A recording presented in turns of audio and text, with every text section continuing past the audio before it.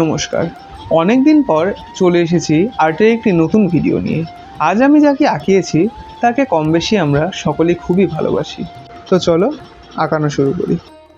ফার্স্টেই আমি একটি চটের ব্যাগ কেটে নিয়েছি এবং পেন্সিল দিয়ে আউটলাইনটা ড্র করে নিয়েছি।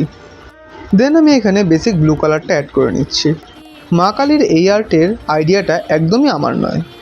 আমি অভিষেকাদির পেজে এই আর্টটা দেখি এবং আমার খুবই পছন্দ হয়ে যায় এবং তখনই ডিসাইড করে নেই এই আর্টটা আমি করেই ছাড়বো। আর অভিষেকা দিদিভাই যদি এই ভিডিওটা দেখে থাকো তাহলে নিশ্চয়ই জানিও তোমার এই ছোট্ট ভাইয়ের ছোট্ট প্রচেষ্টাটা কেমন লেগেছে। আর সবাইকে সরি আগেই, কারণ আমি মাঝখানে ক্লিপগুলো নিতে ভুলে গিয়েছিলাম। সত্যি কথা বলতে মায়ের চক্ষুদান হওয়ার পর জানি না কেন আঁকাটার থেকে চোখে সরাতে পারছিলাম না, কারণ যে কোনো কিছুই মন থেকে করলে সেটার প্রতি একটা আলাদাই ভালোবাসা চলে আসে।